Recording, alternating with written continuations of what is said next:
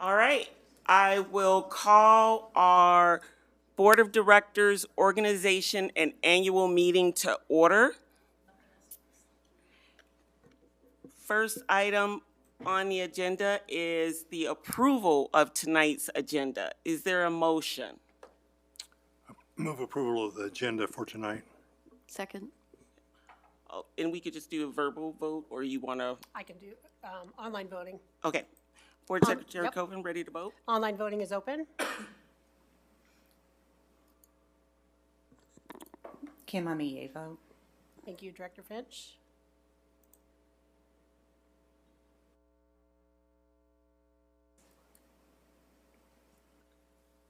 Did you get it? Not popping up. Submit. Yeah, I hit record my vote. Oh, you did. Okay, great. Thanks. Did you get it? No. How would you like to vote, Director Horn-Fraser? Yes. Thank you. All votes have been cast and the motion carries with all directors voting in favor. Thank you. Next, I will entertain a motion to appoint Board Secretary Coven as temporary chair. As the temporary chair, she will administer the oath of office to new board members and preside over the election of officers. Is there a motion? So moved. Seconded. Great. All those in favor signify by saying aye. Aye. Any opposed? Motion carries. Board Secretary Coven. Thank you. We will start by administering the oath of office to the new board members. Jane Finch, Jennifer Horn-Fraser, and Ruthina Malone, will you please stand? Thank you. Jane Finch, Jennifer Horn-Fraser, and Ruthina Malone, do you solemnly swear that you will support the Constitution of the United States and the Constitution of the State of Iowa, and that you will faithfully and impartially, to the best of your ability, discharge all the duties of the office of School Board Director in the Iowa City Community School District, Iowa City, Iowa, as now or hereafter required by law? I will. Congratulations. Great, thank you. We will move on to the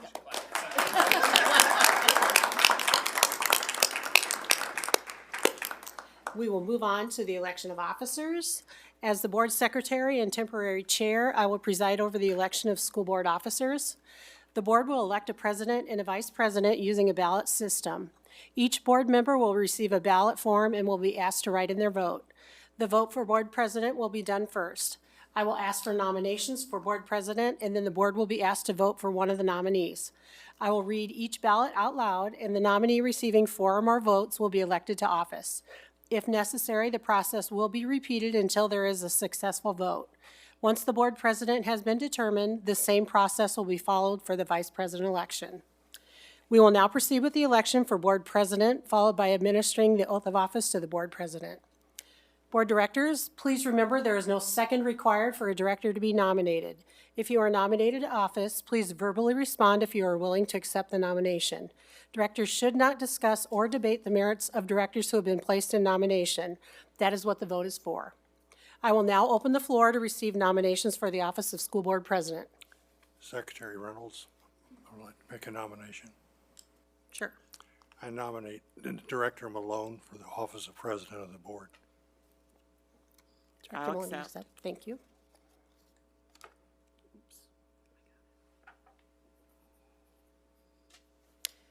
Hearing no other nominations, the floor will be closed to nominations for school board president. We have a nomination for school board president, Ruthina Malone. With only one nomination, we can take a verbal vote. Director Malone has been nominated as board president and has accepted the nomination. All in favor? Aye. Aye. Any opposed? Director Malone has been duly elected to the office of school board president, and I will now administer the oath of office upon the board president. Please stand. President of the board, do you solemnly swear that you will support the Constitution of the United States and the Constitution of the State of Iowa, and that you will faithfully and impartially, to the best of your ability, discharge the duties of the school board president in the Iowa City Community School District, Iowa City, Iowa, as now or hereafter required by law? I will. Congratulations. Thank you.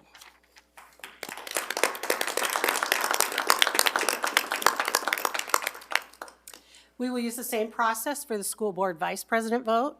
If you are nominated to office, please verbally respond if you are willing to accept the nomination.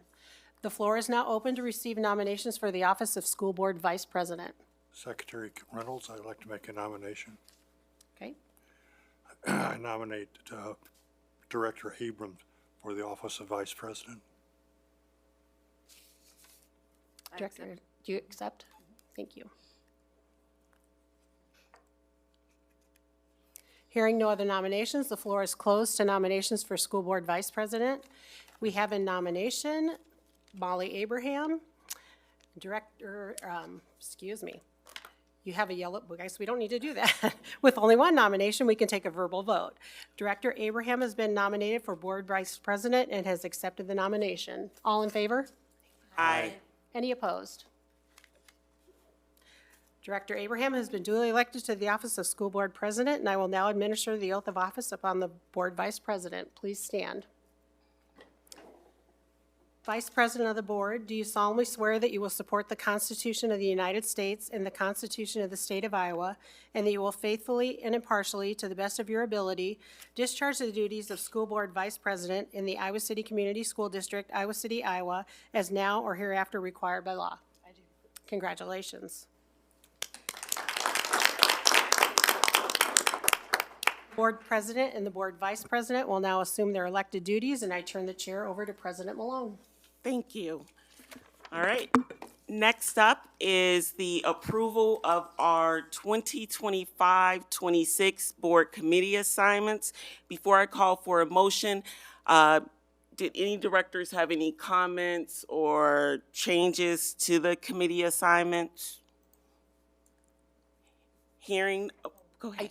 I did want to mention, I don't think that the Latinas for Education are still active. I think they've dissolved, but we could check into that. Okay. Okay. Thank you so much, Director Finch. Anything else? Hearing none, is there a motion to approve the 2025-26 board committee assignments? So moved. Second. Thank you. Board Secretary Coven, ready to vote? Online voting is open.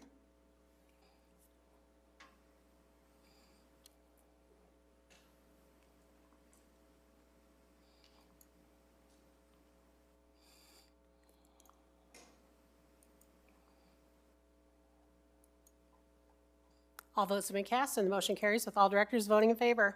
Thank you. Next up is the annual approvals of the consent agenda. Are there any items directors would like to pull? I would like to pull item number 11, virtual learning days. Thank you. Are there any other items that directors would like to pull? Hearing none, is there a motion to approve the annual consent agenda minus item 11, the virtual learning days? So move. Second. Board Secretary Coven, ready to vote?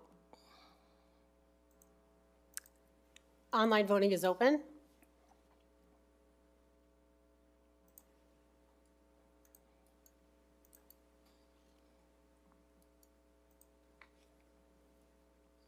Are you getting it? Oops.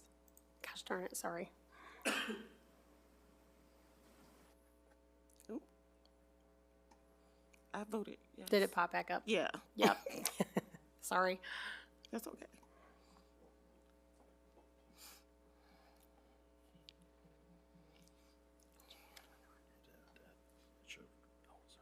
That's all right. All votes have been cast and the motion carries with all directors voting in favor.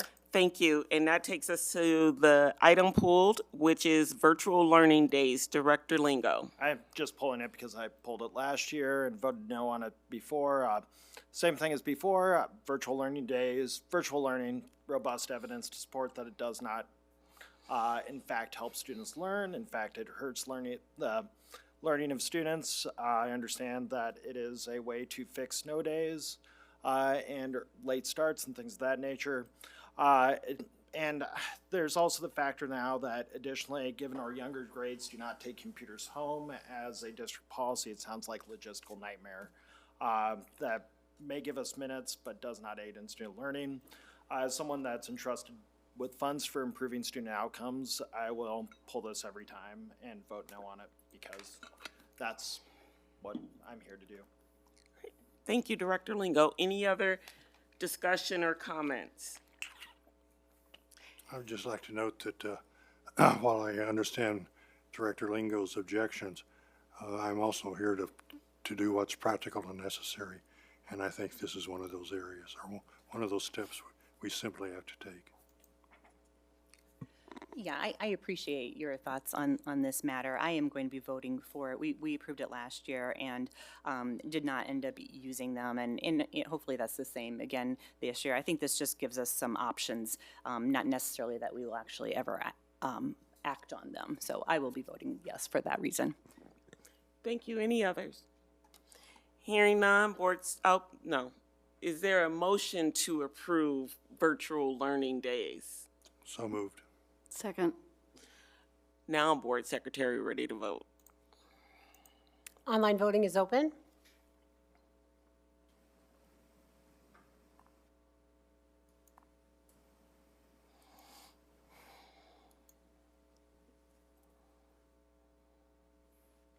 All votes have been cast, and the motion carries with Directors Abraham, Eastham, Finch, Horn Fraser, Malone, and Williams voting yea, and Director Lingo voting nay. Thank you. That takes us to our committee reports for tonight, and the committee will be Operations Committee chaired by Director Lingo. Tonight we had the climate meeting. Not the climate, sorry, I'm just getting my. Yeah, it was Yeah, climate climate, action yeah, report, but I couldn't remember the second, climate action, meeting where we talked about the, ways in which you have to go back and it's kind of hard to show it on the chart because I don't have the chart in front of me. But the ways in which over the past 5-6 years, 2019 was the start of it, the district has reduced its emissions.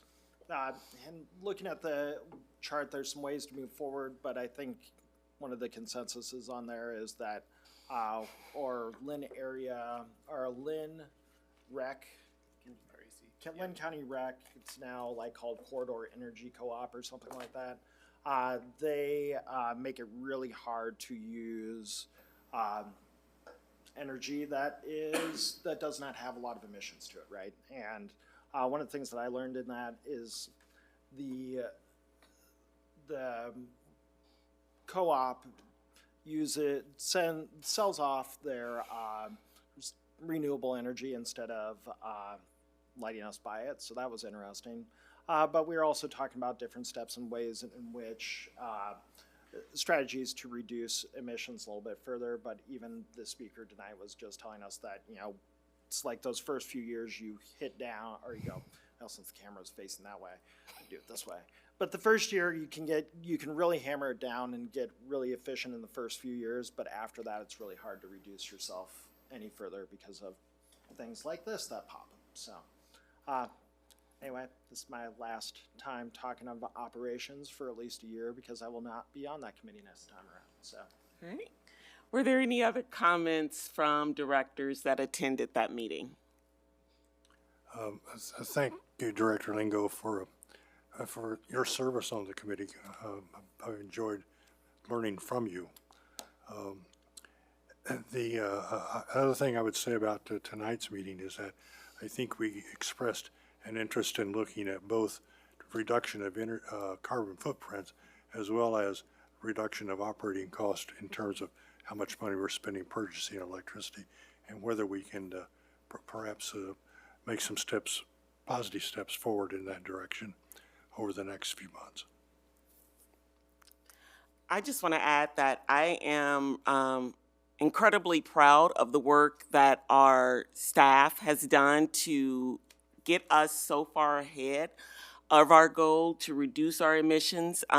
We're already, I believe, at our goal that we have for 2030. And I look forward to our staff continuing to work to get us closer to being carbon-free by 2050, I think the date. But seriously, our staff and our district has done phenomenal in reducing our footprint. And it is thanks to that group of students that protested every Friday outside of the old ESC, but especially thanks to our staff. I know Dr. Ramey did a lot of that initial work.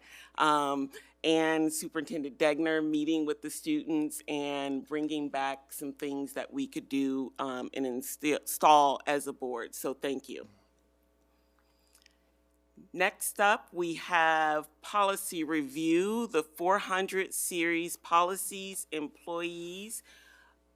Director Williams. Thanks.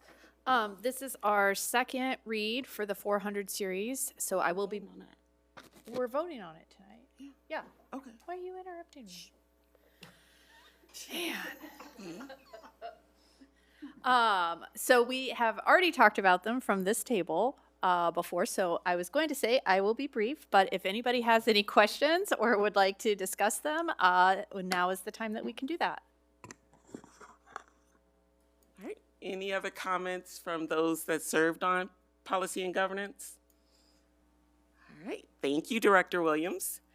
And that takes us to our discussion item for tonight, which is before and after school programs.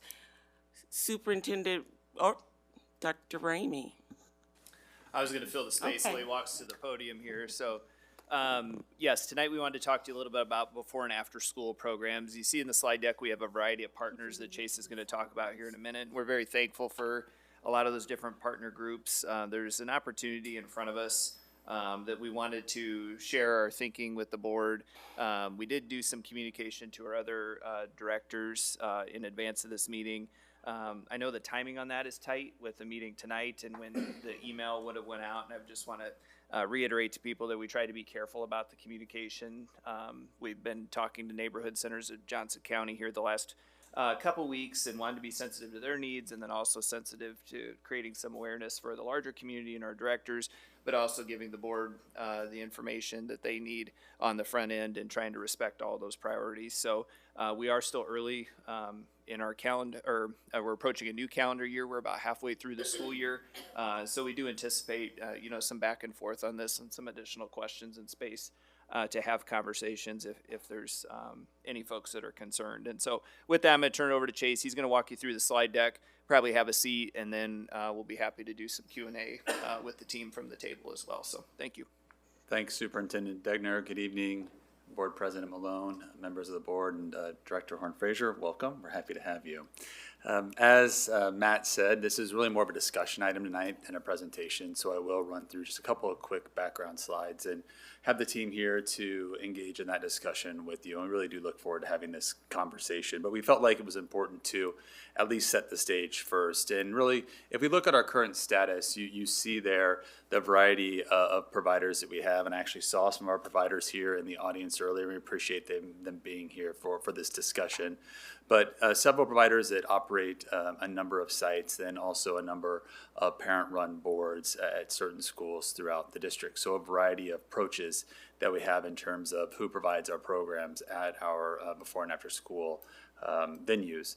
And then if we look at the operations and the programming that we have across those different sites, you see some of the uniqueness of our different programs and who they serve, the number of students they serve, the cost associated with those programs, the times that they are open, who provides care both before and after school, or who just provides afternoon care. One of the pieces we do not have on here is also summer programming.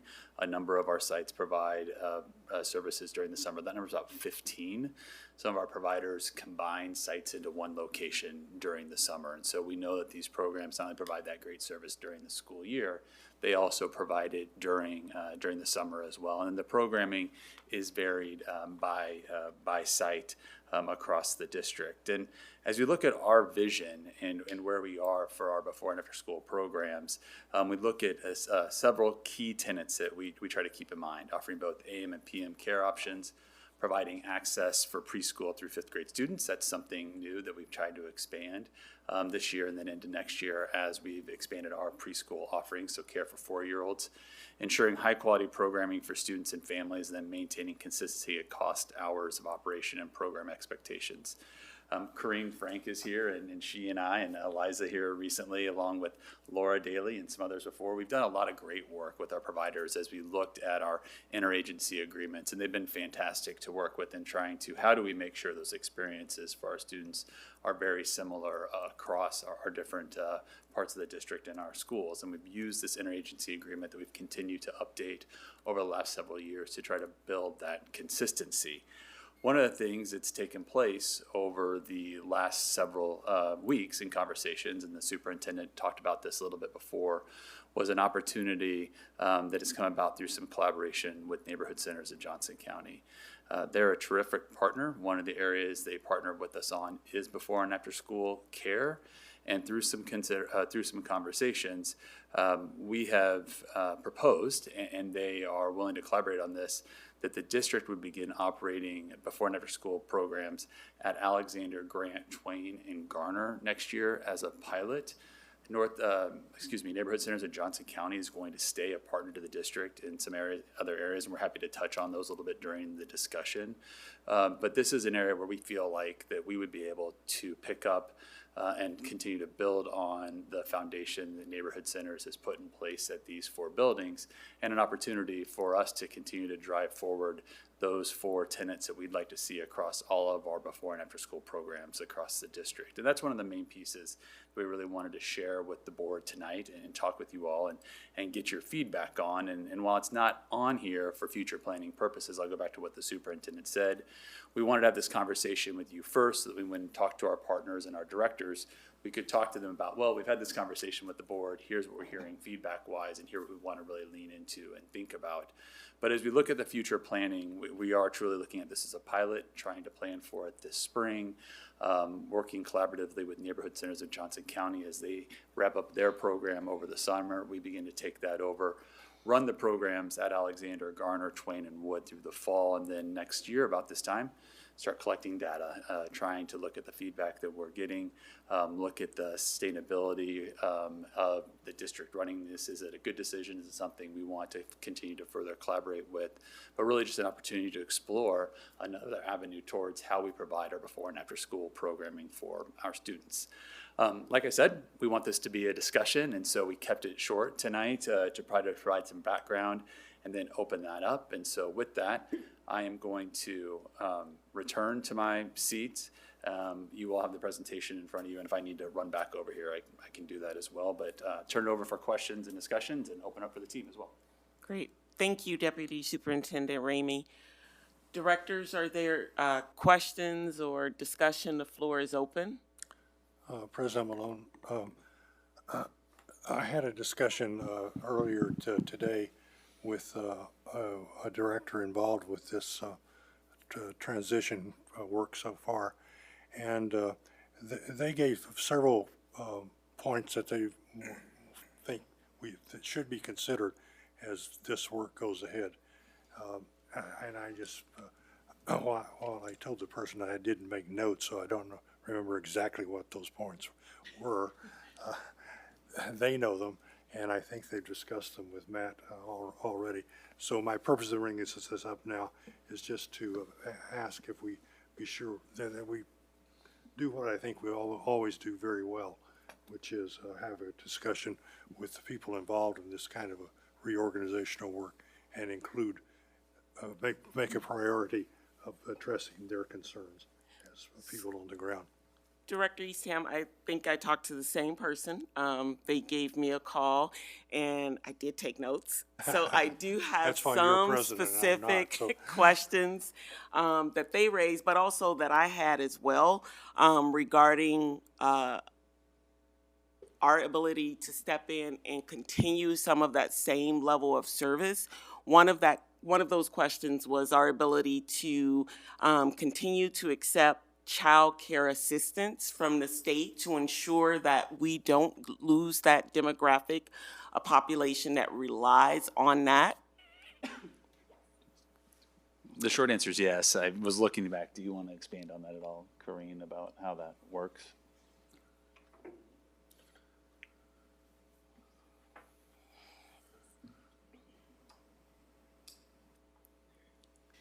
Hi, everybody. So we obviously beginning stages of planning, but absolutely intend to get licensed through the state, which then would allow us to be able to accept childcare assistance across the sites. So beginning stages of that conversation, but we'll definitely dig into that because it's a very important consideration. We want to make sure we're ensuring families can access that funding stream and then be able to utilize it at their school site to ensure their student has care. Do we know how long that licensing process usually takes? It's going to be ongoing. The sites are already licensed through HHS, just through the current providers, so we'll have to work through what that transition looks like, not necessarily licensing new spaces, right? So it'll be a change in provider. Great. We've also in the past offered some scholarship opportunities to some of our programs when the credits aren't available, and so we would plan to continue to do that practice as well. And as Corrine said, we're still working through some of these pieces as we try to, finalize it. I mean, that's why we're running it as a pilot, because we know some of these questions will pop up. And so trying to be proactively plan, work with some of our partners, continue to work with neighborhood centers at Johnson County to get their feedback of, hey, here's what's going well. Here's some areas where you might want to make sure you're looking into it. And those types of pieces as we continue to refine the approach to this spring into next fall. Thank you. The other question I had was, I know now or winter of 26, we'll start exploring hiring the staff for that, and I'm assuming that will be a process that allows for some of their current directors that's actually doing that work to apply and be considered. But I'm also curious about the cost of services. Will we then keep it the same in order for it to be self-sufficient? I mean, have we dug into those numbers?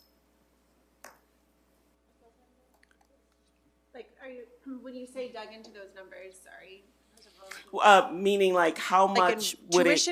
Tuition numbers or staff costs, yes. Both. Yeah, so we have started to dig into those, and so we are hoping. Obviously, everything goes based off of enrollment. So if we were looking at continuing enrollment very similar to where it was, that we would be able to have a self-sustaining before and after school program. So that is obviously our goal for that. And then in terms of the staffing piece, as you see, the first step in the winter is obviously, if this is a direction that we go, we need to have somebody that has a lot of experience around running BASPs, before and after school programs, leading the work on that along with our team here. And so that would be one of those first pieces, is bringing someone onto the team that can help and really dedicate their time into getting this process up and going. And then they would then hire those site directors and the staff at those individual buildings. But we would absolutely welcome people from current partners that are enjoying the work that they're doing and want to stay there to continue to be a part of that program. And lastly, mine is just a comment. I know back, I believe, almost 6 years ago, that board at the time was really encouraging our administration to move to more of a single partner type of running of before and after school program, just because of some feedback we were getting from some of the other ones that was ran, and especially my experience in serving on one of the parent-run boards. It just creates sometimes uncomfortable situations when you are having to deal with friends and other families in collecting payment or talking about their children's ability to attend programming. So as long as we're able to do this well and do it right, I'm all for it, with ensuring that we continue to have that conversation with our partners and ensuring that we offer great programming for our families. Of course, thank you. On that note, I was curious, since this is a pilot, what are the metrics that we're using to determine success and to help us decide if we will continue this beyond the neighborhood center sites? Yeah, it's a great question. Right now, a majority of our programs have some kind of parent feedback or stakeholder feedback surveys that they provide around just quality of care and those different pieces.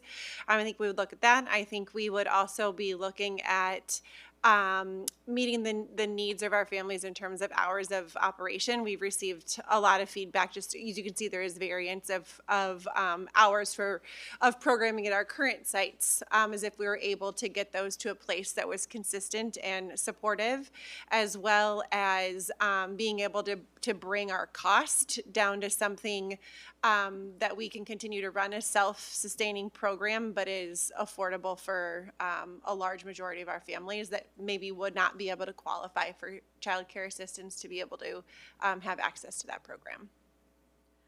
I know one concern that I hear a lot is the wait list to Yes. get right and the availability, and is the switching to the district run, are we looking at addressing that a little bit more, or in addition to the quality and the cost and, balancing all of that?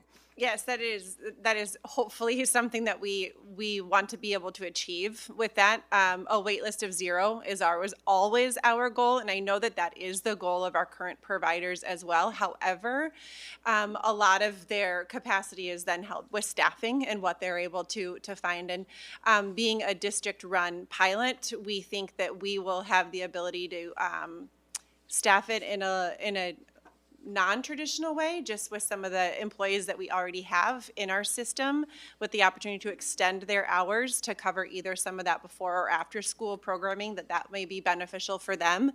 And so we are looking at that. And then again, if they're employees of our district, we can be flexible in terms of staffing. And if we know that we need, Thursdays are always hard to find staff. So a lot of our staff comes from the University of Iowa or Kirkwood. And so we would be able to staff it a little bit more flexibly, where our current partners don't have that luxury, just because they're trying to staff that one program with that pool. So hopefully we would be able to pool our employees and be able to utilize them in a more efficient manner, just based off of numbers. But our goal would be to get that wait list down to 0. Wonderful, thank you. Thank you. I'm really excited about this presentation and the pilot. Both of my kids use BASP at 2 different schools. BASP is a lifesaver. I mean, if you look at $300 a month for this level of care, like you can't find a private person to provide. It's $60 a week to care for your kids after school. So I personally know what a lifesaver BASP is. It's a lifesaver for a ton of our families. I am really excited about perhaps streamlining and providing a consistent BASP experience across all of our buildings for our families. It's sad that we've got 3 sites that aren't accepting child care assistance. I know you guys know from our preschool discussion that CCA is really also important and near and dear to my heart. So being able to fix, that type of inequity, being able to get the start and stop times all on the same page, maybe even coming in at the lower end of the cost range instead of the high end, reducing those costs, which I think is possible, because when you see what we're doing for the preschool tuition, which is well below market rate, I think there's, fingers crossed, an opportunity that we can come even lower in costs and save our families money. So I'm really hopeful that this is going to go really well. I do want to echo Director Eastom's concerns. Just points that I think there's some differences between our BASPs, and that our parent-led programs are kind of in a special group. I mean, those parent-led boards and providers. I think of Deb at Penn, who took care of my kids when they were little. And she's been doing it for years, right? And she does it because she loves it. So I just hope that we can bring those people along with us in this conversation, and that they don't feel like they're shut out or left behind, but they are part of this process, because they do really important work. Yep, we completely agree. President Malone, if you'd allow me another word or two. I just need to confess that my wife and I were involved with a small group of parents that started the KEY program at Longfellow back in the 70s. And I bring that up because that was really a learning experience for us. We didn't know anything about organizing any kind of a child care education system.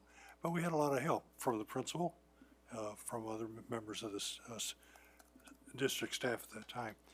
So I'm wondering if I assume there's been attention given or thought given to what would happen to programs that have a parent-led board, and how that structure will be put together in a useful way as this process goes along. Sure, I think that goes to Director Williams's point that we want to do our due diligence and also, take care and caution to make sure that all the voices are heard in the conversation and we get that input. And as we explore the pilot and what we're able to do as a partner from a different perspective, that those individuals are brought to the conversation. We're not trying to come to this saying that we know everything, but that, as Director Eystone said before he left, that as we had these conversations, we saw this was an opportunity, something that we thought was good for kids, and to continue to support that, not only bell to bell, but before and after the bell as well. And we also know our partners are doing the same thing. They're out there doing this work, our parent-run boards, our other agencies, because they're doing what's good for kids too. And so we want to make sure that we're collaborative and that we keep that in the conversation. And so, Director Easton, the honest answer is that some of those things we don't know yet, because we do want to get that feedback and we do want to have those individuals at the table. So as we run the pilot, we can also continue to learn and put something in place that we know is best for all of our students to take advantage of these services. Great. Thanks very much for your response and being so candid with us.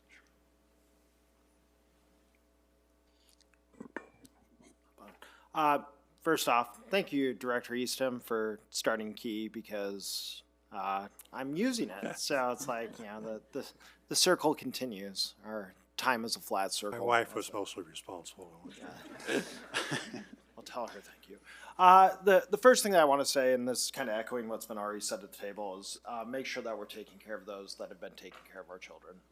That, to me, is first and foremost. I think of a lot of these directors that sounds like Penn would be an example of this, where they have been taking care of our children for a long time and the community's children. And for me, I don't know how HR works. I don't pretend to know. That's why we have Mr. Proud over there. But making sure that those people are taken care of. And going into HR, and I don't know any way to put this, but do we have I guess since it's 4 programs, we have the bandwidth right now to take that on, but I'm just thinking of the staffing needs of many, many sites, and having to bring in, like, I look around at Key, we have a director that is I don't know how old she is, but she is not a college student, but there are a lot of college students, and I don't imagine that those are necessarily the easiest employees to keep around all the time. So that's my first question. Yeah, actually, one of the things we've looked at is we do think there's a number of opportunities as well for some of our current staff, which we've talked about a little bit earlier. You think about some of our paraprofessionals that are looking for opportunities to do work during breaks or different things. There could be some real potential here to fill in some pay gaps for those individuals, when maybe some of the college students are gone and we need to then kind of fill in. And so there is some opportunity. Bandwidth question, there's going to be some work, and I'm happy we're looking at a small scale startup, so that way we can get a sense as to what this does look like to staff. We've had the opportunity to be in some beginning stages conversations with a couple of our UEN districts that are operating their own BASPs and kind of gain the understanding, and we do know that staffing is probably going to be one of the biggest challenges, but also maybe one of the best opportunities as well.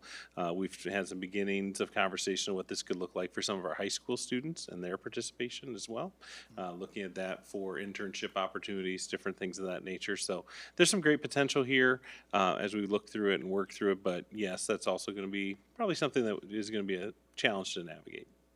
And to continue on this, one of the big ones that I hear a lot from parents, that because I'm kind of in the thick of parents with young children, is the summer programming and making sure that we have it there. My after-school program does a pretty good job of it, but There's 3 weeks in August where it's not available, and the 4th of July week it's not available, and that's not a commentary on the program itself, but I've heard of other programs where they only had availability for the month of June. So it's 4 weeks during the summer, and I mean, I know that it's not necessarily the job of a school to provide care for children around the clock, but it's where we are in society and the way things work, to make sure that we have some sort of summer programming built in. And continue on that, I'm glad you talked about some of the teachers having things like that, because when I was a middle school teacher, I spent from 3 to 4 o'clock tutoring kids in math for the before and after school program on the site. And that kind of leads me into my next one, and I know this isn't necessarily in the purview, but since we're at before and after school program, and there was a district vision of up to 5th grade, I would really like to see that vision look at 6th, 7th, and 8th grade at some point, because I mean, we've gotten complaints in the past about students milling around the neighborhoods and whatever that means, and just making sure that there are safe spaces for those kids to go, especially since we brought in the 6th grade, and I know that was a large parent concern when we moved the 6th grade to middle school. It's like, oh, now I need to figure out where to place my 6th grader for the next 2 hours now, or the next hour and a half now that the school day's over, or I need to find a place for them for those 2 hours before the start. We had a comment, a student sent an email today about that, and I heard a comment about it last week. You know, they just perk up every once in a while, but I'm guessing it's because it's gotten really cold outside that, but anyway, just that would be my commentary on the vision. Hopefully that we would look into some of the middle schools as well. Just like to add a comment based on what you just said about the safe spaces to not mill about. And I know that there are other organizations in town that are talking about trying to address that same issue. And so I think that there may be opportunity to pilot some ideas with other organizations, similar to how the partnerships have gone with the BISP programs, but kind of try to get creative about those older grade needs. Any other comments or questions? Thank you so much for the presentation and answering our questions. Next up, we will dive into tonight's presentations, and the first one is our annual financial health report. And Chief Operating Officer Pratt. Superintendent Degner, do you want to? Yeah, I'll fill some more some space time? here as Kurt comes to the podium. We have 2 presentations for you tonight, annual financial health report and quarterly financial report. The last quarterly financial report you would have received was in September. You might remember at that time, you know, as we move through this process throughout the year and provide these updates to you, different variables get filled in. And so you'll see some change in some of the projections. And then also want to welcome Kurt into this topic. As with Adam's transition out as Chief Financial Officer, Kurt is our Chief Operating Officer. Will be supervising our business office that includes our controller, Alan, who's not here this evening, but Alan has done a lot of important work for us on the accounting end, including moving our audit progress forward. And then we currently have a business director position posted as well. And so as soon as we fill that and have some additional capacity built in, you get a chance to meet that individual as well. But tonight, Kurt's going to deliver these presentations to you, and we'd be happy to answer questions when those are complete. Yeah, good evening, everyone. Appreciate the opportunity to talk about this tonight. I'm going to preface it. I'm not going to talk about every cell on either presentation because that will just make a night of 5 meetings go forever, right? So if I don't call something out that you want to draw attention to, please just ask a question. You won't upset me or offend me by any means. But this is a financial condition test that's not necessarily common among most districts. I think there's some historical background to this district going a couple CFOs ago in terms of what these metrics are. And some are better indicators than others of the financial health of the district. I'll call out a couple of them. The creditor equity ratio you see on the first one, that's the percentage of our general fund that we have to borrow for to fund. If I'm not even sure legally we can be in that position, but if we were to be in that position, this would be in a not great state. And so seeing it at zero is what we want to stay at. And it's funny, it's green on the one side and it's yellow on the other, but they're both green in reality. So don't pay too much attention to that. Current ratio is just our assets and our liabilities. That we have money, we have liabilities, they equal each other. That's pretty common for a balance sheet on a school district. Days net cash ratio, this is what I would personally consider one of the more important ones. Again, the recommended target's 90 days or above, which is common across most districts. This is a real good indicator for if for some reason, whether legislatively or some hangups within the county in terms of dispersing receipts, how far we could go before we would have struggles to fulfill our obligations for salaries, bills, what have you. So typically 90 days is pretty good. We're at 76.4. We're trending upward in that regard. But that is a good thing. Just a quick commentary, some Illinois school districts, that's typically about 180 days to a whole year because they've had much more turmoil in terms of state funding over there. And so it's different across different states, but that is an important one. Employee cost ratio, 75 to 85%. Traditionally, I always say 80. That was always the number I always shot for with those types of things. And so we're bringing that down. Last two, I'll talk about financial solvency ratio. That's just a measure of if the district closed our doors today, how much money would we have to fulfill our bills at that point in time? And so 6% is just showing that that's the percentage of our expenditures that we would have the cash on hand to fulfill. Last one, I'll talk about unspent balance ratio. I think this board has targeted that piece a lot over the past few years. Certainly we're trending in the right direction, moving upward, but not quite where we want to be yet with the board target there at 5 to 10%. We'll talk about that continually as we talk, and especially in the next presentation a little bit, but that's just the ratio of our unspent balance as a portion of our maximum spending authority. And so basically it's not a measure of the cash in the bank as much as it is what I would call your credit limit. Is what I would refer to that as. So any questions specific to this one?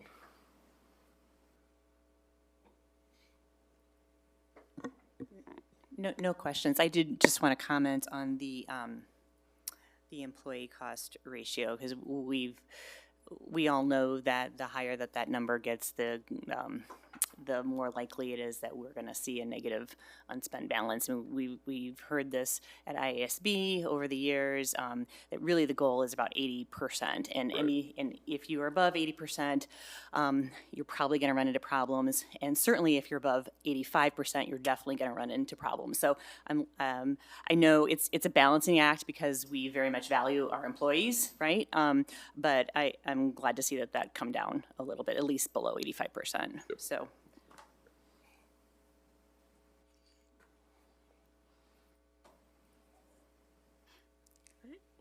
I don't think there's any other questions. You can dive into the next one.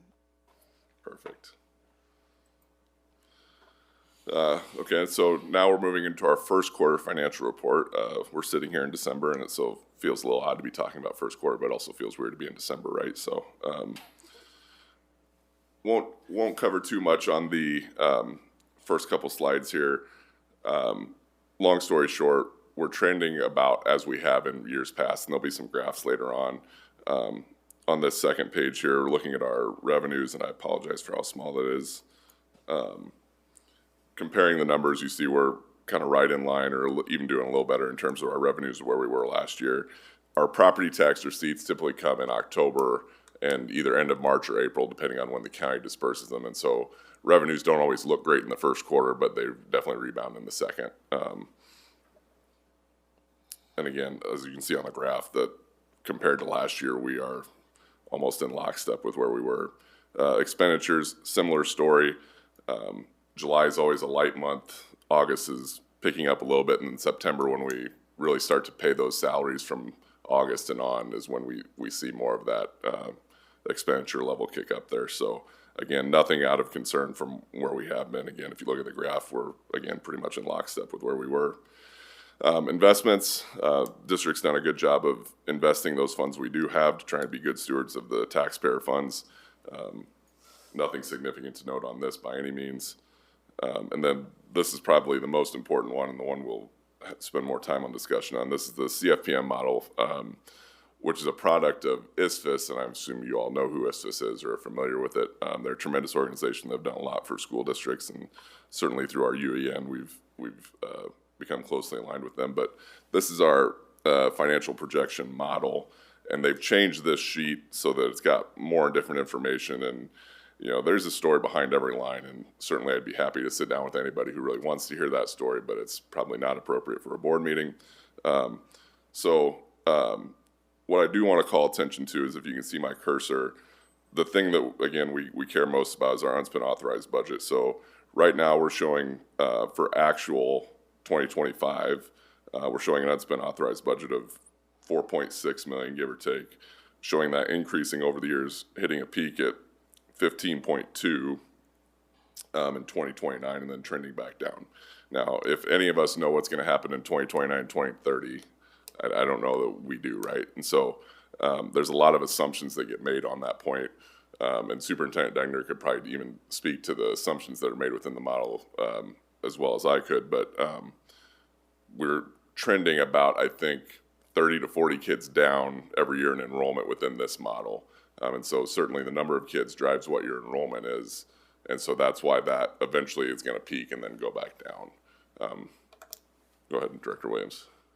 I was going to ask that though, because if you go up to, doesn't that 1.2% under change in certified enrollment indicate that the estimated 26 number is projecting an increase? So 26, correct me, you go ahead, and then I'll fill in if need be. That's factoring on the enrollment decline we saw this fall. So that's preparing, so that's the 1.2% equates to that October number. So then so the for one the prior year. Yeah, for the prior year. So that's why we you had see a enrollment positive growth 1. last year. That's our last year's number. Yeah, sorry, Okay. I went to the 1.17. Yeah. The 1.2 is the growth. The 1.17 is the decline. From this like year. we talked about, where it's about Okay. even trade-off. Yeah, you're always And a then year you get behind. to the assumption of the minus a quarter, which equals about the 40 students Perfect. down. I was just concerned because I know that we weren't going to grow because Yeah. we lost. No, it Yep. follows a year, so that's why it's always Yep. behind on Our funding is based on our numbers from last year in terms of enrollment counts.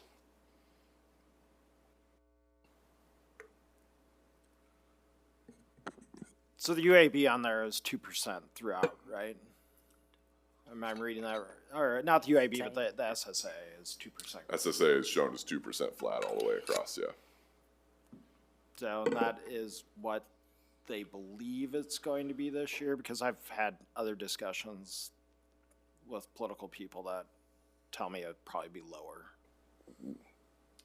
What are you getting recommended? So Kurt didn't build this model.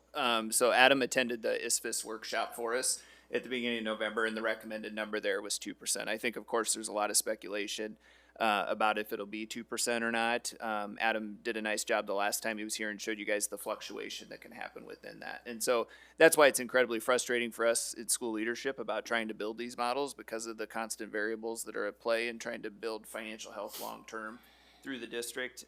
And so our best guess is the 2% based on the information that we get from ISFIS. And I would say they're generally very close in the ballpark.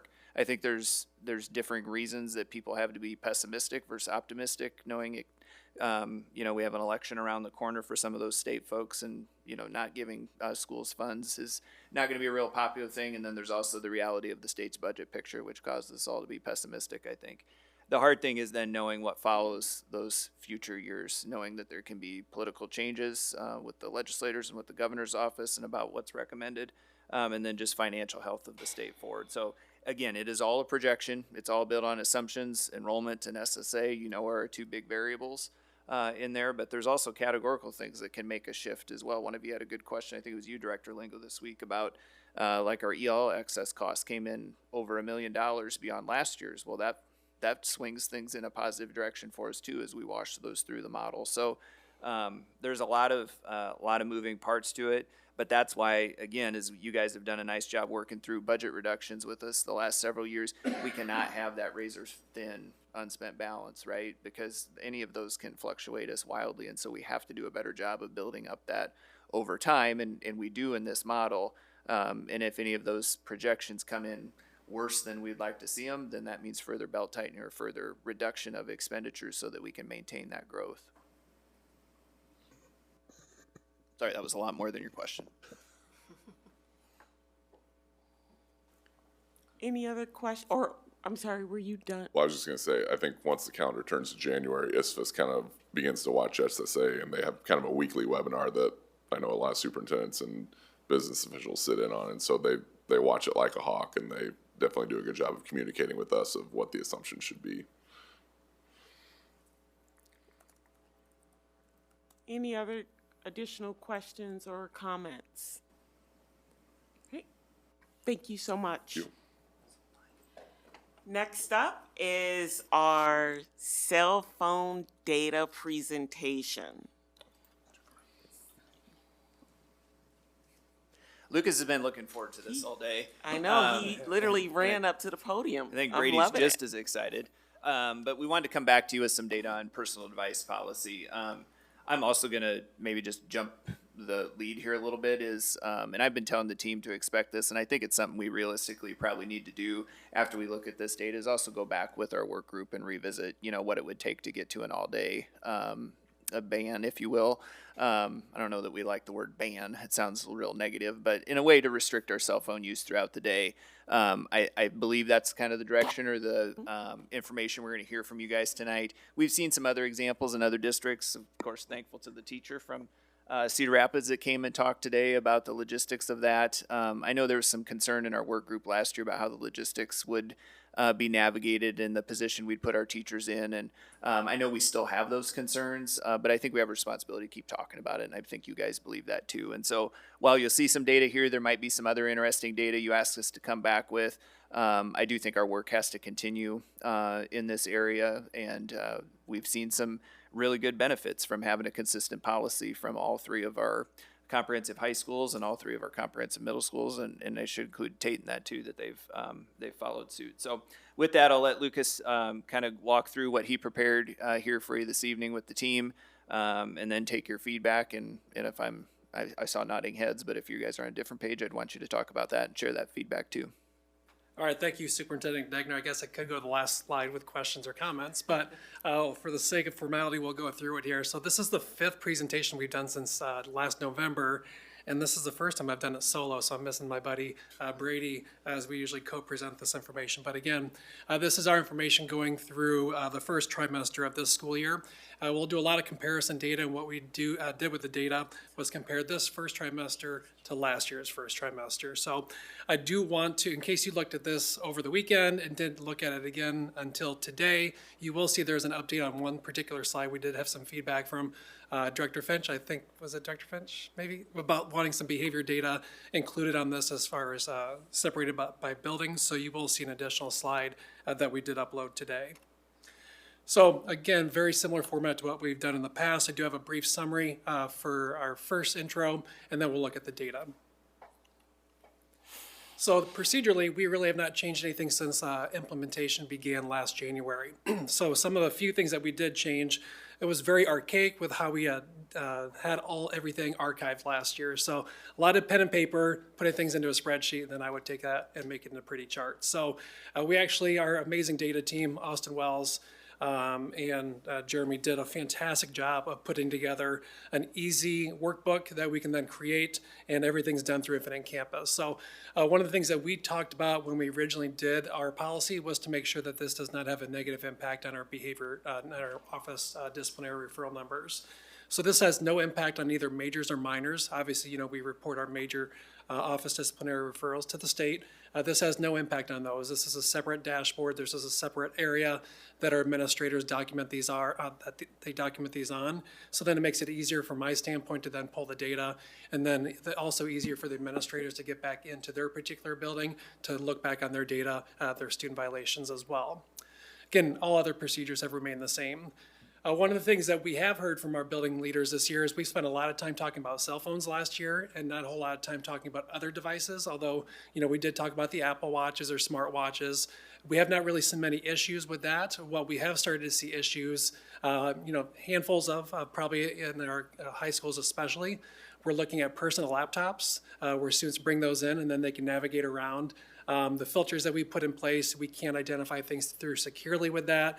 They're able, very crafty, to then get on their Apple Messenger or something like that to get around our walls. So our high school administrators and a couple buildings have worked through that with students, and I think one of our buildings had sent out a message regarding that because it did not mention personal laptops in our policy as written. So they've been very good at implementing that as they've seen those come up. We've also had a couple of students wear the smart glasses. Those are obviously new and on the market, but we've had a couple of students that are using those to record certain things within the hallway. So as those things have come up, we can't make a policy that enforces absolutely everything because there's always some new technology that's going to exist. But they've done a great job of crafting, working with our students and families and staff with those. So when we take a look at our data summary, when we take a look at our weekly averages, we'll get into those weekly averages here in just a little bit. We are down when we take a look at the last half of the year in the 24-25 school year in comparison to the first 13 weeks of the school year. Our weekly average went down from 151.5 to 104.2, beginning for this first part, the first trimester of this school year. Also, you'll see that we've done the weekly violations by building. That continues to be hovering right around the same mark that we saw as a trend in our data last year.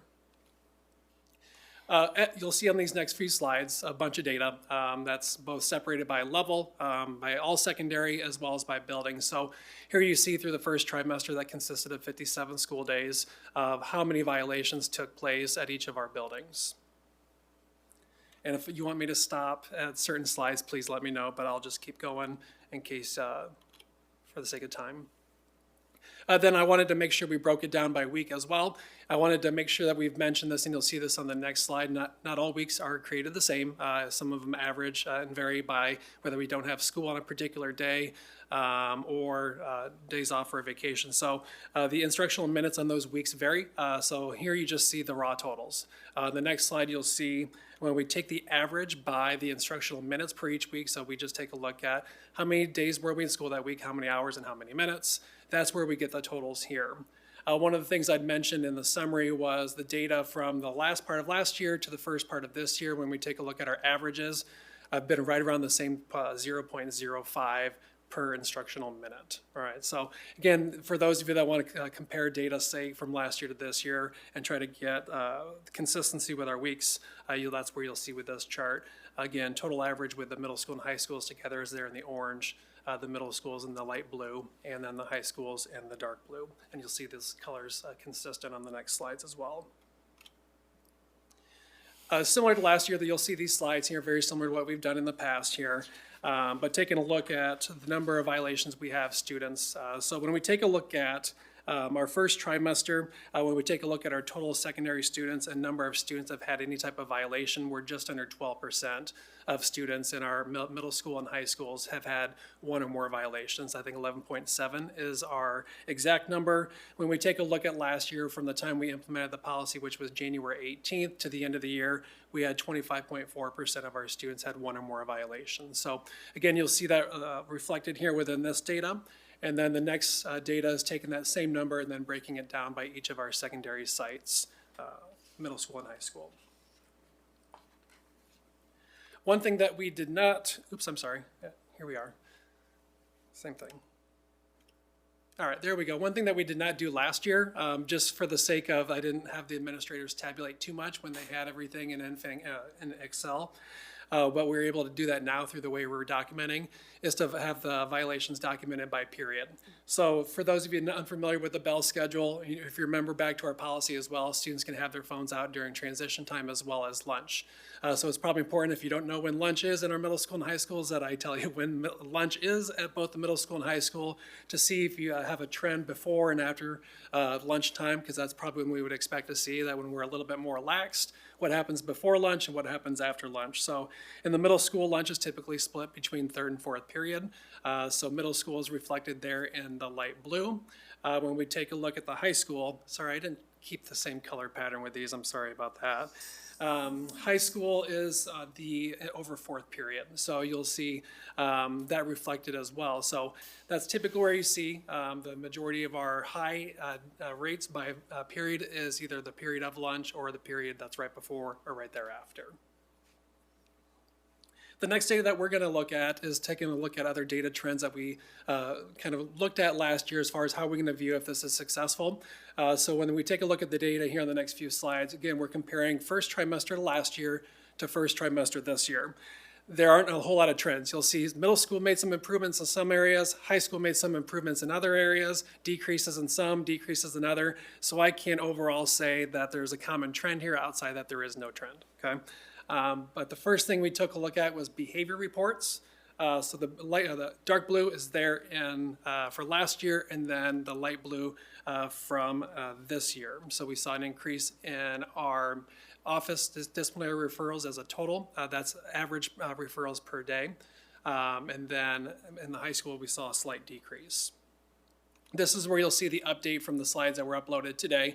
Those referrals, the average per day, broken down last year to this year, broken down by each of our buildings. So you'll see trends, some where we saw increases or drastic increase or decrease or drastic decreases from last year's first trimester to this year.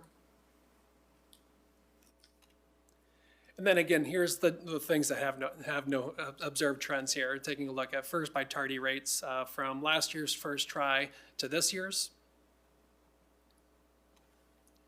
Then we take a look at absence rates, so the attendance rate at each of our middle school and high schools. This is one where it is consistent. We either saw no decrease or increase, or stayed consistent, or we saw a decrease. And that's it. That's like the quickest, I guess, I think I've done this presentation. Brady's obviously the long-winded one in our group, so. But with that, Matt kind of previewed here some conversations that we'll have here today, but I appreciate any questions or conversation. Thank you. Directors, the floor is open for questions or discussion items. Don't be shy.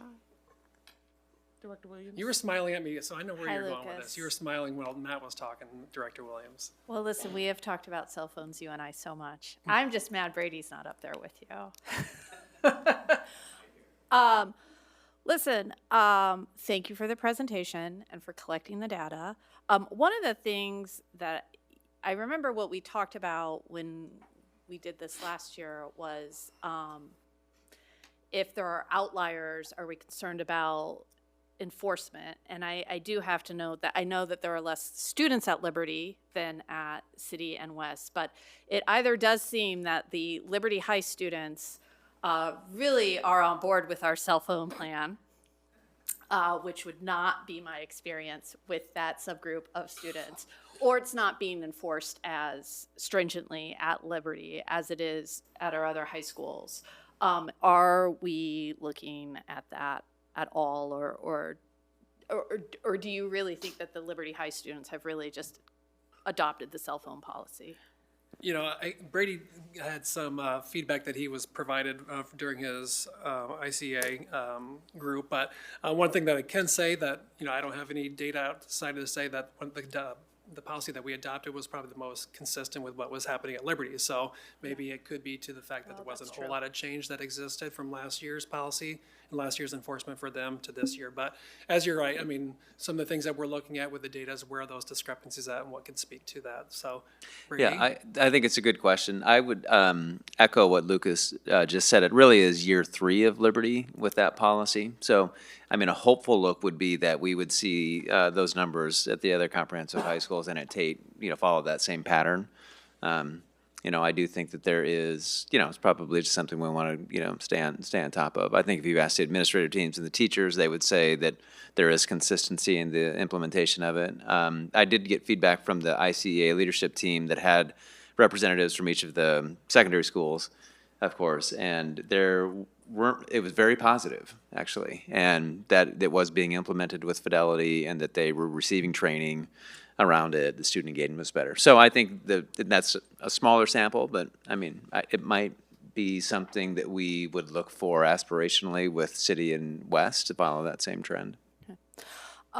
Well, as you remember, I voted against our policy last year because I do support a bell-to-bell policy. I think that this data is encouraging. I'm still on board with a bell-to-bell, though.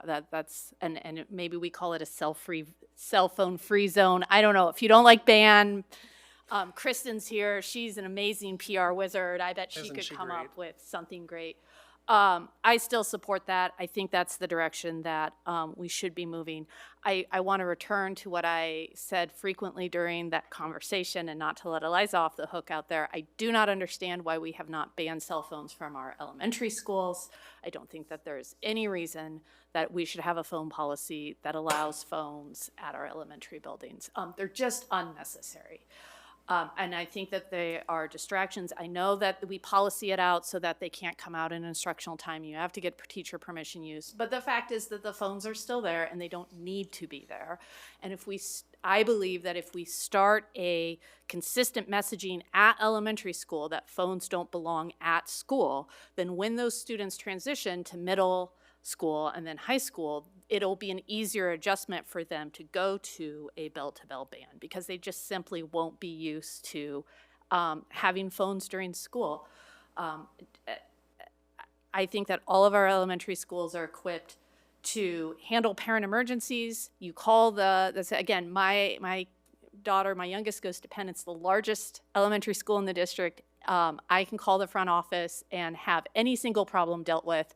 I had a problem today and I was talking points with her classroom teacher who messaged me back immediately. I mean, the communication at our elementary buildings is amazing. So parents don't need phones there to talk to their kids. It's just not necessary. So if the working group is going to go back and look at stuff, I would really, really, really like you to look at the feasibility of just no phones at elementary, period. And then I think, like I said, that sets us up for better success to bring these violation numbers down at our middle and secondary schools. And I would be very interested in what our folks think about the bell-to-bell. I have a number of friends that have kids up at Cedar Rapids, and all of those parents, the feedback I've gotten is that it's working really well. It's really easy to understand. It's not confusing. The parents aren't having an issue talking to or communicating with their kids during the day. It's just been a really welcome policy change up there. And I think it's what's in the best interest of our kids. I really honestly do, for all the reasons that I said last year that I won't bore you with again this year. No, I appreciate those comments. And I think last year when we talked about this, there was very few districts that we looked at that had a bell-to-bell ban. That we is looked very at true. Valley, Yep. we looked at Atumwa, we looked at very few that actually had what, we were looking at two separate policies. So, obviously the state has mandated districts to have some type of policy, and, we're maybe on the front lines to getting something in place, but, we are starting to see a lot of our neighbors around us that have moved that direction. Eliza, will you just respond to the elementary piece a little bit? Thank you, Director Williams, for bringing that up.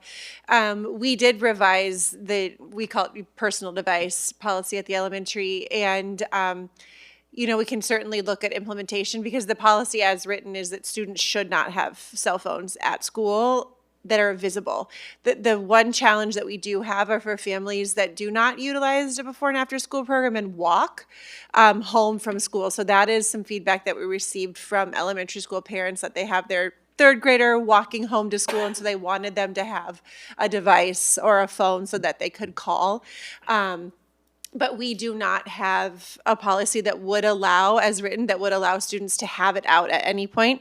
We've also really cracked down on something that we learned about that was still occurring every once in a while, was like I think you and I talked about it before, actually, Director Williams, was like a technology day. Mm-hmm. Nope. Yeah. Nope. Oh, good. Have we banned technology? Well, yet? we have technology in the classroom, right? So if we're doing things, that's what we have Chromebooks for. So there used to be like a free day, just because some teachers would utilize it as a PBIS celebration. So we had talked that before. That is not something that is supposed to be utilized. But in terms of the cell phones, they should not be out. And there isn't times that teachers are saying it's good, you can utilize it.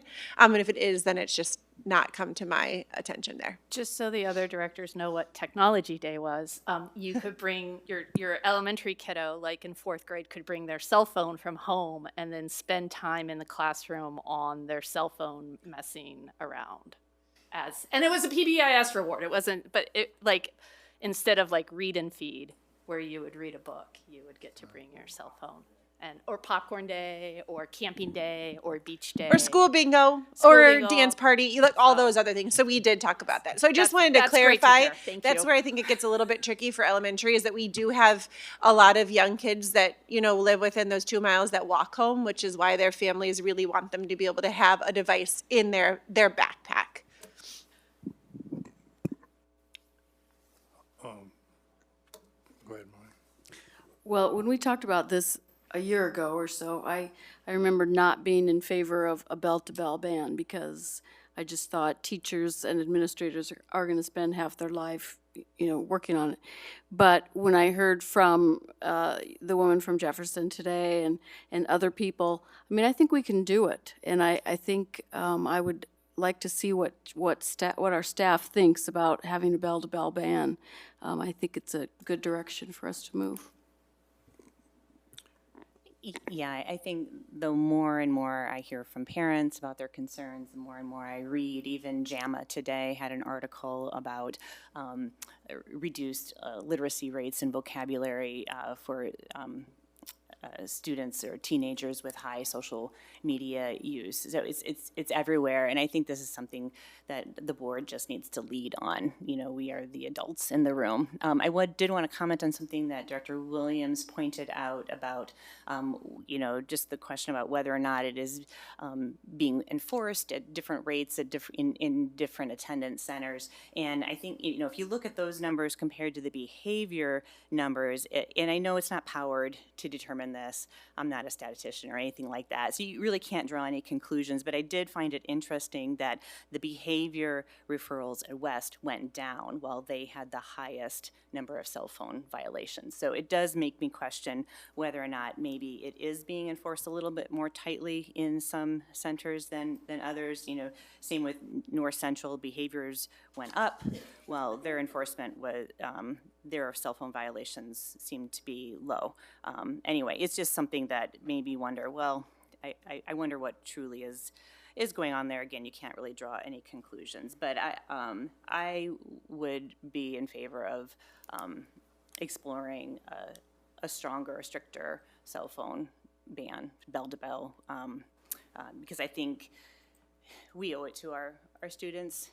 We're charged with not only keeping them safe, but educating them and preparing them for life, and they only get this one opportunity to do that, and we need to make sure that we provide the best environment for them in order to be prepared for life.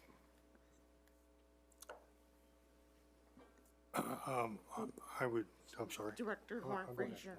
Thank you. I just wanted to,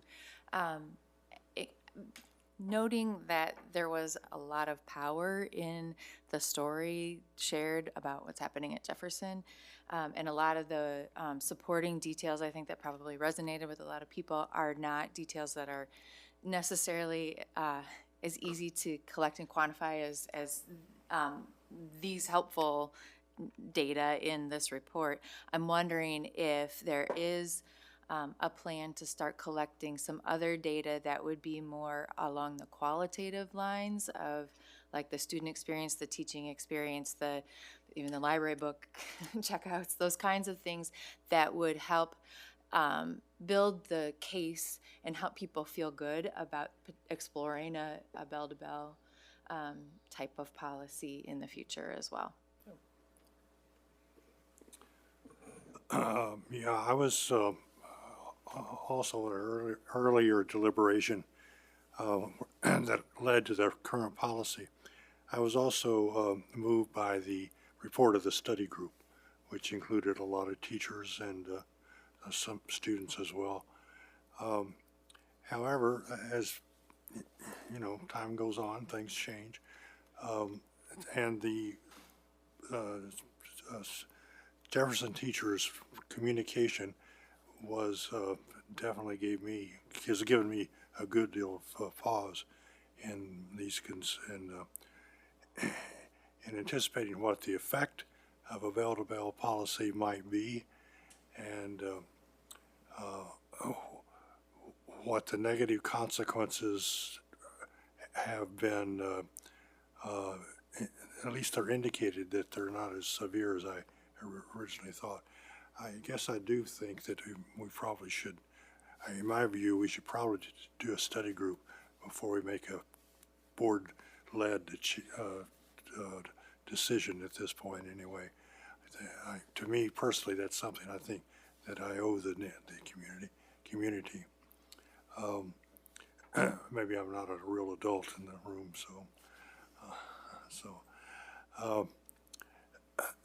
but anyway, I do think we should pursue this in some form. I appreciate that study group discussion idea, but at the same time, we spent a lot of time in work sessions last year, and that as the person that is the statistician, that the data, I have questions about it. It's kind of neither. It's not great. It's not bad. It's just like there's pluses and minuses. We're not doing any sort of descriptive, or it's mainly descriptive statistics. So I'm not really going to chime in too much on that. But the one thing that I wanted to point out is there was an NBER working paper put out last month, National Bureau of Economic Research, so the heavy quant people, and it was on, it used administrative state data from the state of Florida. And if you know about school districts in Florida, we're talking about school districts that are 300,000, 100,000 students because they're at county level. And they were able to take out, so Florida, since Iowa likes to mimic Florida, we can talk about the merits of that some other time. But the Florida law that's very similar to Iowa was passed several years ago, and they were able to take the data in Florida where the minimum state requirement was the during instructional time ban. So they're able to pull out one school district that said, you know what, we're going to do bell to bell. And it was one of the school districts with over 100,000 students. And what they ended up finding when comparing that and using advanced quantitative analyses, that when comparing the school district that switched over to the bell to bell, the one that did the bell to bell band, those students had significant improvements in test scores and unexcused absences. And that happened, it didn't happen within the first year, it happened within the second year, I should add that. But those two that studied it suggest that the unexcused absences, the reduction of unexcused absences from the cell phone ban accounted for about half the increase in test scores. So it's things like that, and you just keep on going to study after study. And it's like, this is, I know it's a hard decision, it's a tough decision. I know that people really have a lot of, I mean, it's an addictive device. It just is. I mean, you go to a playground and you see half the parents on it, and myself included some of the times, where it's just like you just can't get off of it. Sometimes you just have to throw it in a drawer and throw it in the locker, and that is the expectation of a school day. Because that's what we're here to do, is to, again, improve outcomes for students, academic and other related outcomes. And having an addictive device, I mean, we took out pop machines for a reason, right? Because caffeine and sugar are addictive. That's why we took them out of the school buildings. Well, the federal government did it for us, but it's like when these tough decisions, I know they're tough and hard, but at the same point in time, it's about kids and improving education and making sure that we're setting them up for the best future that they can have. And I guess the one comment, whatever we need to do for policies, if it's getting diverted to computers, and I didn't even think about the glasses until you pointed it out. So that's just a weird new era that we're in. Tell us what we need to do on policies there. Yeah, the thing I would say would be the personal laptops. I think we're going to have those one-offs with everything else, but personal laptops are probably a lot more readable and accessible for our kids. Yeah. And there's a lot of things. It's not only messaging during the day, but we've talked about securely in previous ed committee meetings about the importance of the things that we're monitoring on our students' devices. And not to say that we're spying on kids by any means, but it tells us how to best support them, and without that, well, through the personal devices, we're not able to do that. So that's one thing I would encourage as we look at that policy, how it's written, is that we think really hard about adding personal devices, since, you know, we purchase them and we allocate one to every student, so. And I've been visiting some of the schools, and I walked through the study hall, and now it makes sense why the kid was on his laptop playing a video game that I walked by, because it's like, oh, that's not I looked at him like, that's not a Chromebook. But it is what it is, and I don't know how you fix it. And I'll say it can be a little tough. Like I know some of like the mock trial kids that I coach at City like to have Macs, and because they do journalism and the graphics on the Apple computers are better than the graphics on the so there are some educational reasons why our students want their own personal laptops. I don't know if there's a way to like filter access to the Wi-Fi, or I don't know, but I would be a little hesitant to just be like, you're never allowed to have a personal device at school, because I do know that there are some really good educational reasons that their students want access to computers that we don't issue. I think it's very similar to how we have things written right now, which is unless with the approval of an administrator, like we have with cell phones, that's the best thing for a student that's creating a film or doing an interview. Those are still the best pieces, and those still allowed as long as the teacher and the administrator get approval for the students to use at those times. What we did tell students is during class time, you need to use the school issued device. Study hall or an open period or lunch, you know, those devices, your personal devices can still be used, so. Director Williams, and this is me arguing with you, but, you know, if the student has their cell phone on them, they can hotspot all day long. Yeah, So I'm like thinking through that, I'm like, you're right. if the cell phone's in the locker, No, you're right. there's not, the issue's gone, so. I want to say thank you for gathering the data and presenting to us tonight. And I think it's pretty unanimous that where we would like to see us head is a bail-to-bail. I know ban is not a lovely word. It just sounds Bail-to-bail, extreme, but maybe it is extreme. Yeah. carefree day. Something.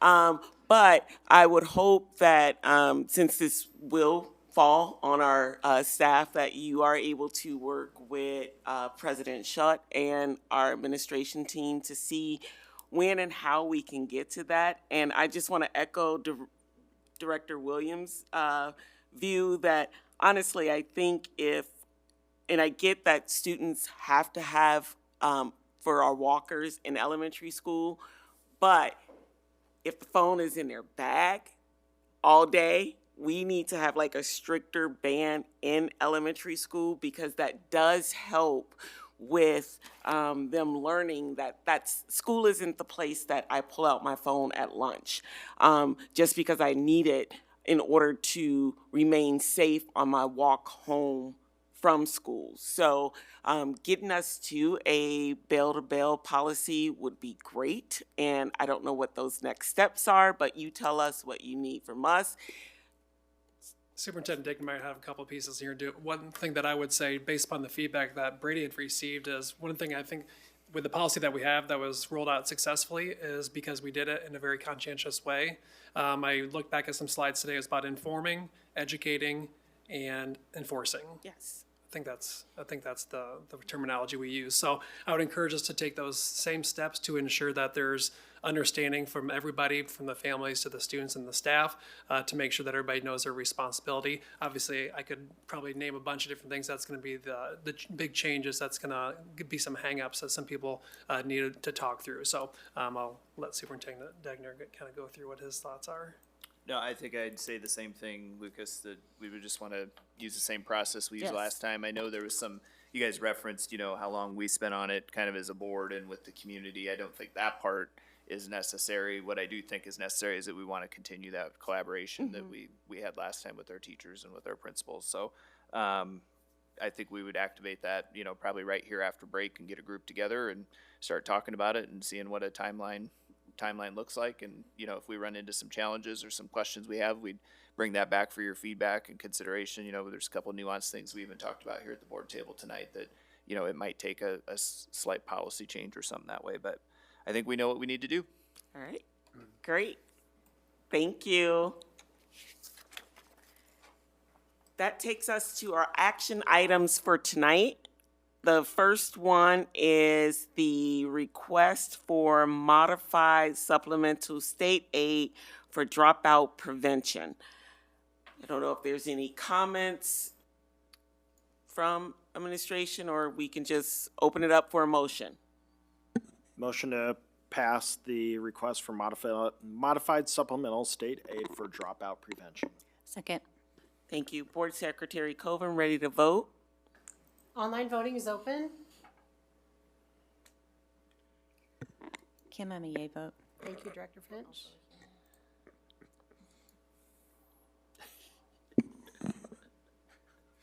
All votes have been cast and the motion carries with all directors voting in favor.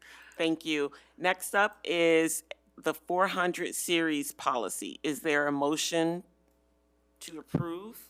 I move we approve the 400 series policy as presented. Second.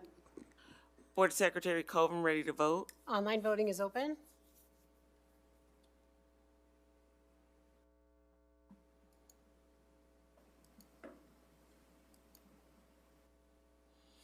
All votes have been cast and the motion carries with all directors voting in favor.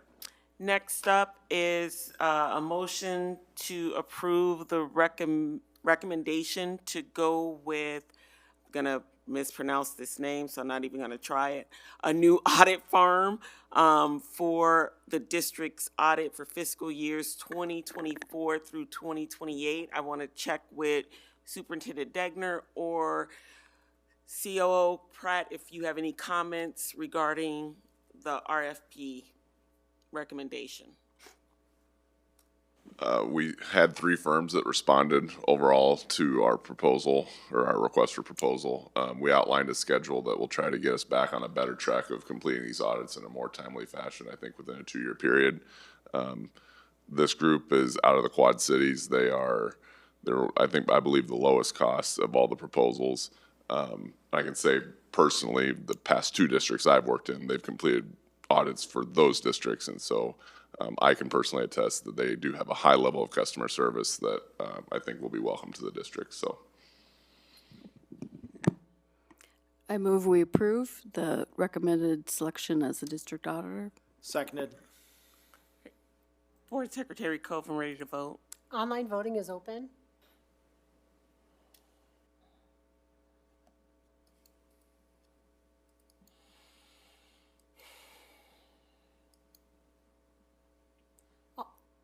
All votes have been cast and the motion carries with all directors voting in favor. Thank you. And the final action item is open enrollment out, not on prior year head count MSA resolution. Oh, I'm sorry. I'm trying to jump ahead. Thank you. It's actually the English language beyond 5 years MSA resolution. I move approval of the resolution. Second.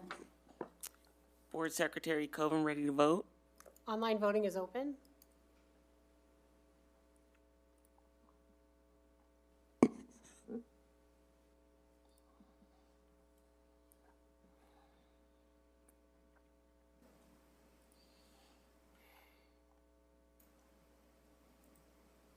Director Eastham, did you vote?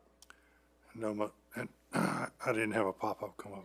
How would you like to vote? I voted in favor of the motion. Thank you. All votes have been cast and the motion carries with all directors voting in favor. Thank you. Now it takes us to the last action item, the open enrollment out, not on prior year head count MSA resolution. Is there a motion? So move. Second. Board Secretary Coven, ready to vote? Online voting is open.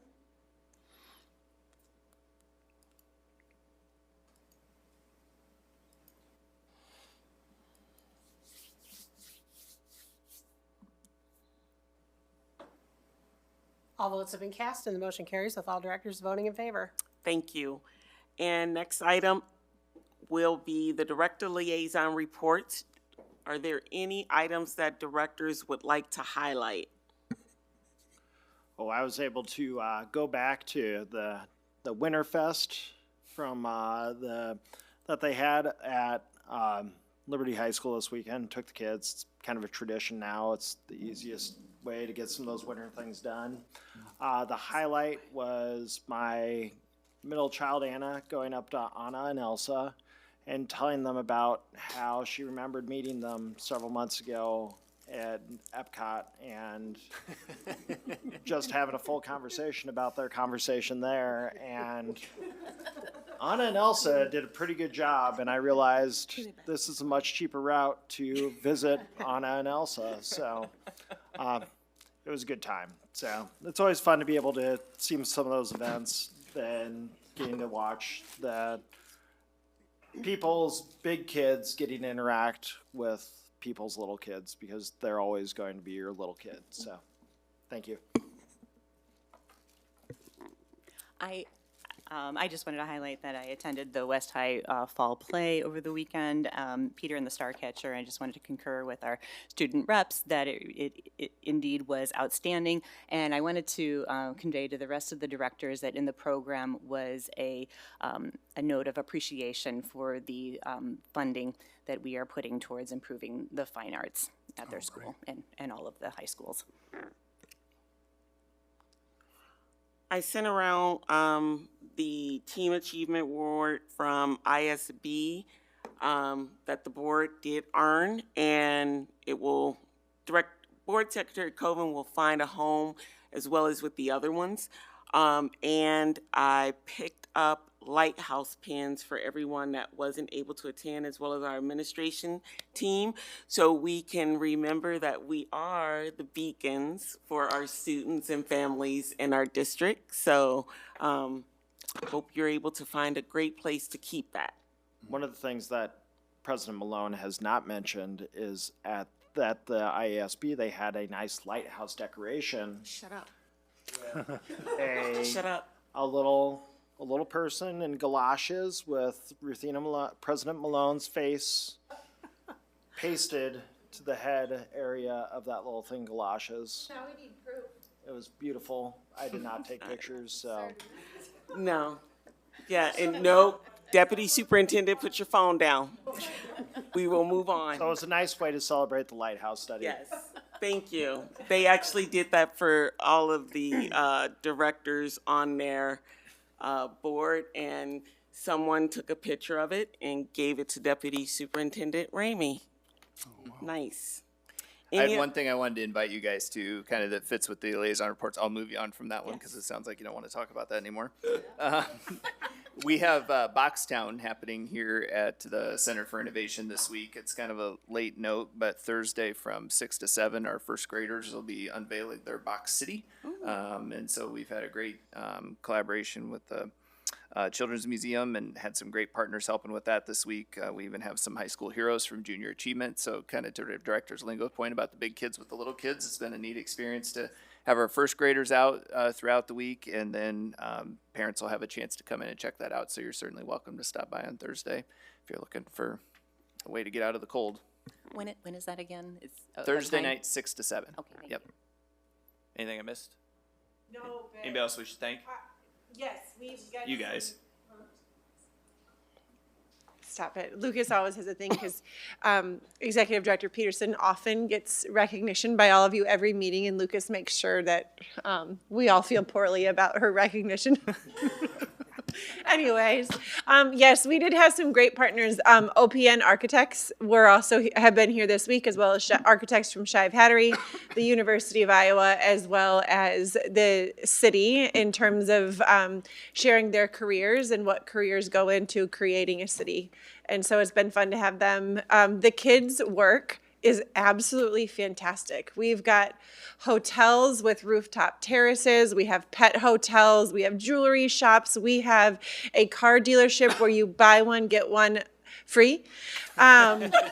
There are roads and school buses. It is the most incredible work. And so if Thursday night doesn't work for you, we will have the kids here one last time. We have several schools, about 250 more students to come in on Thursday from 8:30 to 10:30, or about like 8:30, 8:45 to 10:45 that they're here, that last group creating those. And a huge thank you to our foundation who donated 2,000 small boxes and all of the tools that we needed to make this this happen as a part of our first grade ICCSD Innovates project. So it's been super fun. Great. Thank you. Any other items? Okay, that takes us to our agenda setting. And I believe the first meeting on the 16th will be our education meeting. Yeah, so on the 16th, what we'd like to do is do our regularly scheduled education meeting. We're going to follow up with you some more on Iowa School performance profiles. And then at 5:30, we'd like to transition to a follow-up work session on continuum of services. So that would be the third in that series. We're going to come back and talk about some data around continuum of services and around our district SST team, as well as the follow-up on the CBA. And where will we be We'll here? do it right here. Okay, Yep. great. And then that follows our January meetings, because this is the only meeting that we are having in December. And it will not be an operations committee, it will be a finance committee Yeah, we'll meeting. do a financial oversight committee meeting. Okay, and that will be before our meeting so 5 o'clock? Yep. Okay, back of the room, 5 o'clock on the 13th, and we will then have our regular board meeting on January 13th. Don't have a lot of items just yet, but we will have time when Superintendent Degner does have the parking lot, but it looks like we have one presentation earmarked on that agenda for certain.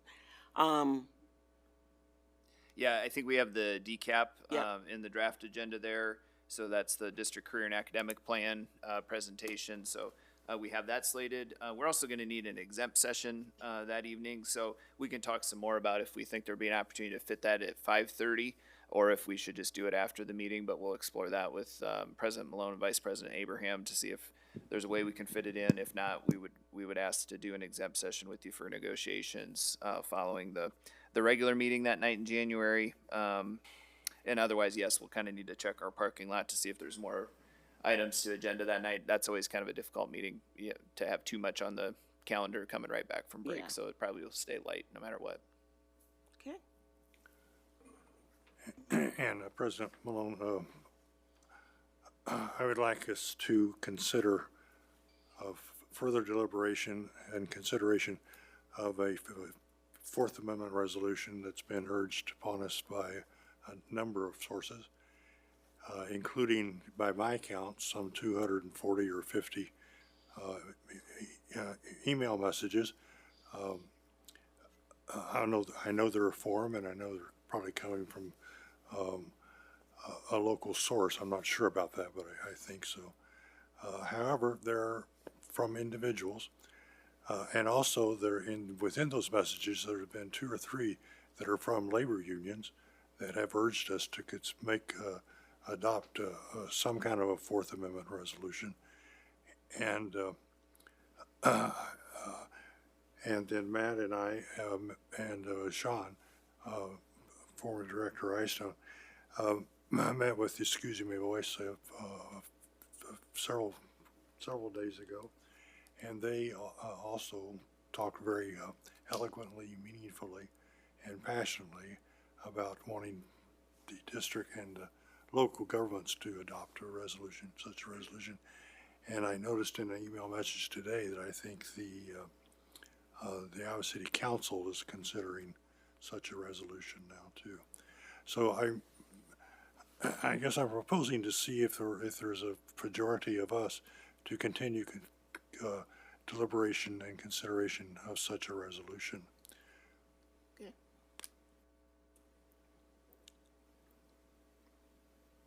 I think Director Easton was asking if there's a majority of us. Yes, right. Yeah, Or do you all want me to, or want us to discuss putting it on the agenda and you offer feedback? I mean, whatever way procedurally we choose. Director Williams? Yeah, so Charlie, I'll just let you know, because I'm a federal government employee, Right. I had to get permission from the Department of Justice to run for school board. And part of that is that I had to agree to recuse myself from any matter that the federal government's involved in. I've read the proposed resolution and I just think I have to abstain. So I'm not being silent because I'm just staring at you, but I thought I would I'm being silent because I have to abstain from this issue and can't be involved either way on any side. So that's where I am at it. Yeah, I take no position. Thank you. What we can do is take that, Charlie, and discuss it during agenda setting. And feel free, directors, if you have feedback or if you have a similar situation as Director Williams, please share that so we can decide how best to move forward. Is that good? Yes. All yes. right. Sounds good. The one thing I would just offer is that we are, as a district, committed to many of the things that are in the resolution from Escucha Vos, and so that was a good part of the conversation we were able to share with them as far as our protocols and procedures, and so that we were committed to many of those things. We identified a couple areas to continue conversation with them and further collaboration. So no matter where the board settles on this, I would want to reiterate that to the community and to them as well, that we're still committed to a lot of those efforts and already have embedded a lot of those processes. And just perhaps, even if it's not a resolution, having that item on an agenda so we can share that out more openly, what some of those commitments are. That's just something for us to think about, nothing to commit to tonight. Yeah, we could consider that for sure. Yeah. All right. Okay. Can I say one last thing about phones? Because we got a couple of the Twain parents Sure. here. I wanted to also say thank you to you guys for some of your efforts in communication with us. And I know you hosted some of us. I think there's a couple familiar faces there. I'm not remembering all your names. I'm sorry. Again, thank you to the commenter. But I did want to thank them for some of their communication and their continued dialogue on this. I think, as an institution, right, we've talked about what our responsibility is, but we also need help from parents, right? Because we're receiving a lot of students coming in with expectations from the adults in their home and things that way. So I commend you guys for what you're doing from a grassroots effort on that end too, realizing, yes, we have responsibility as an institution, but I think your work's been impactful as well. So, and I know it influenced, some conversation and thinking for us.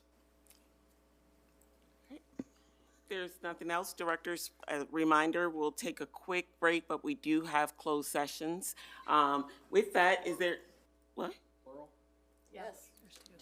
Okay. Is there a motion to adjourn? So moved. Is there a second? Second. All those in favor? Aye. Meeting is adjourned. Thank you, everyone. Get home safely.